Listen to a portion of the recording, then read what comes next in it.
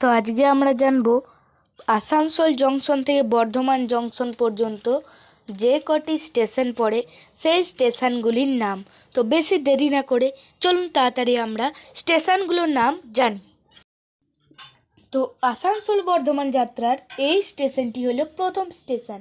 এই স্টেশনটির নাম হলো আসানসোল জংশন। আর এই স্টেশনটি হলো বর্ধমান আসানসোল যাত্রার দ্বিতীয় স্টেশন।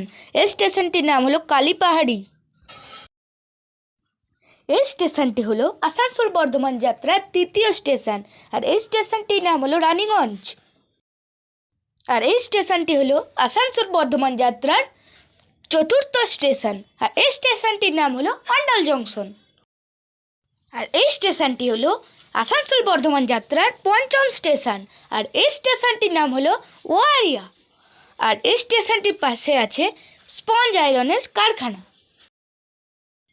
এই স্টেশনটি হলো আসানসোল বর্ধমান যাত্রার ষষ্ঠতম স্টেশন। আর এই স্টেশনটির নাম হলো দুর্গাপুর। আর আরেকটি কথা, এই স্টেশনটি হলো আসানসোল বর্ধমান রুটের সবচেয়ে ব্যস্ততম স্টেশন। এই স্টেশনটি হলো আসানসোল বর্ধমান যাত্রার সপ্তম স্টেশন। আর এই স্টেশনটি হলো রাজবাঁধ স্টেশন। এই স্টেশনটি হলো আসানসোল বর্ধমান যাত্রার অষ্টম স্টেশন। আর এই স্টেশনটির নাম হলো পানাগড়। আর আরেকটি কথা, আসানসোল থেকে বর্ধমান রুট আসার জন্য রেল স্টেশনের পশ্চিম বর্ধমান আর পূর্ব বর্ধমানের মধ্যবর্তী স্টেশন। এই স্টেশনটি হলো আসানসোল থেকে বর্ধমান যাত্রায় নবমতম স্টেশন। আর এই স্টেশনটির নাম হলো মানকর। আর এই স্টেশনটি হলো আসানসোল থেকে বর্ধমান যাত্রায় দশমতম স্টেশন। আর এই স্টেশনটির নাম হলো পাড়াজ। এই স্টেশনটি হলো আসানসোল বর্ধমান যাত্রায় একাদশতম স্টেশন।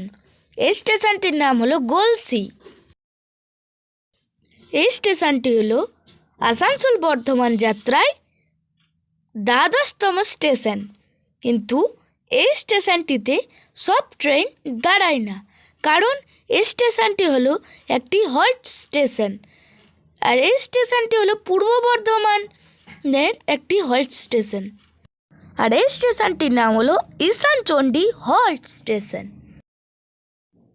এই স্টেশনটি হলো আসানসোল বর্ধমান যাত্রায় ত্রয়োদশতম স্টেশন। আর এই স্টেশনটির নাম হলো খানা জংশন।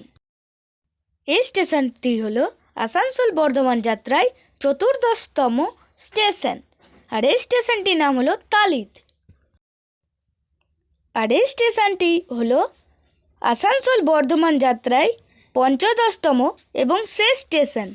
এই স্টেশনটির নাম হলো বর্ধমান জংশন। আর বর্ধমানকে ধানের গোলা বলা হয়।